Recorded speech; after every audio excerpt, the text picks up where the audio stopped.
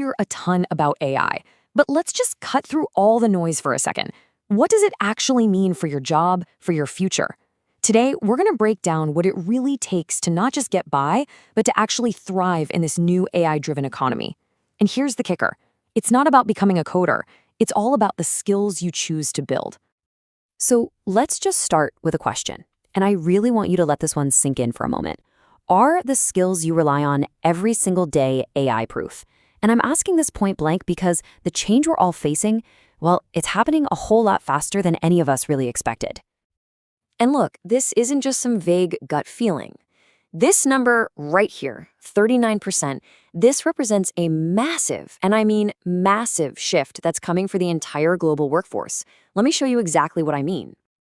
That's right. The World Economic Forum is projecting that almost 40% of the core skills we all use today could be basically obsolete in just 5 years. Just wrap your head around that.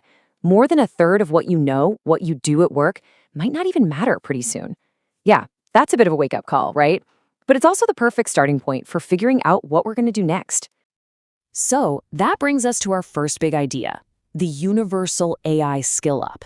And this is not, I repeat, not just for the tech pros. This is a mandate for every single one of us. Let's dig into why. Here's the thing you really got to get. With AI in the picture, every field is now a tech field. I mean it. It doesn't matter if you're in marketing, HR, law, you name it. Your job at its core now involves technology. And your new coworkers, well, they're intelligent systems. And hey, don't just take my word for it. The data tells the exact same story. Take a look at the tech sector, for instance. A study by the AI Workforce Consortium found that a huge majority of jobs, 78%, already require AI-related skills. This isn't something that's coming, you guys. It's already here. And again, we're not just talking about programmers. We're seeing this demand for AI skills pop up everywhere, in fields like human resources, in marketing, even in the legal world. Being fluent in AI is quickly becoming the new baseline for pretty much everyone. And you know what? The clock is ticking faster than ever before. A skill used to have a half-life of years, meaning the time it takes for it to become half as valuable. Now, we are talking months. If you aren't constantly learning, you are actively falling behind. That 39% figure we saw, it's not some distant threat. It's happening right now, in real time. So all of this leads to a really fundamental shift in our roles at work. We have to move from being the doer of all the tasks to becoming an AI manager. Think about it like this. In the past, on the left, our value came from doing the work ourselves. But the future, that's over there on the right, our value now comes from guiding the intelligent systems that do the work. We're all, in a way, becoming managers of AI. And listen, this is a super important distinction to make. The goal isn't just to learn how to operate AI like it's another piece of software. It's about learning how to collaborate with it, to work with it like a partner, guiding it, using its strengths, and working together to get way better results. So what does this new role actually require? Well, it really rests on 3 main pillars. First up, AI literacy. You just have to understand what these systems can and can't do. Simple as that. Second, AI ethics. Knowing how to use them responsibly and fairly. And third, AI governance. That's all about setting up the rules and oversight to manage them safely. These 3 things, they're the new essentials for every professional.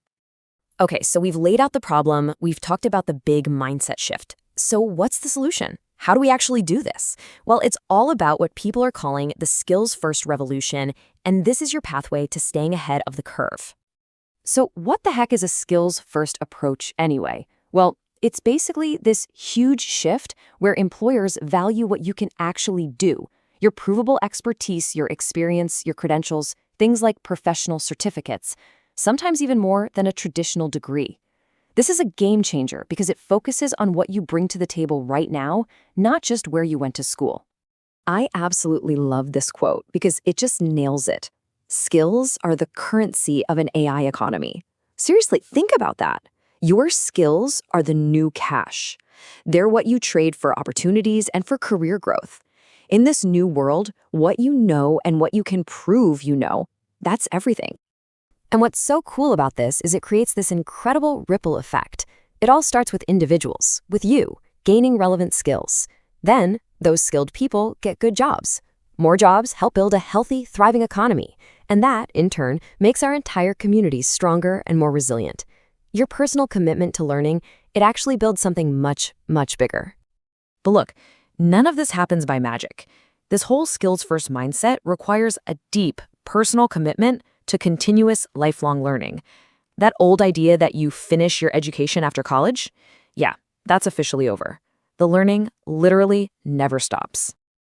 So when you strip it all away, what are the most essential tools you really need to succeed? It's not a fancy degree or a specific piece of software.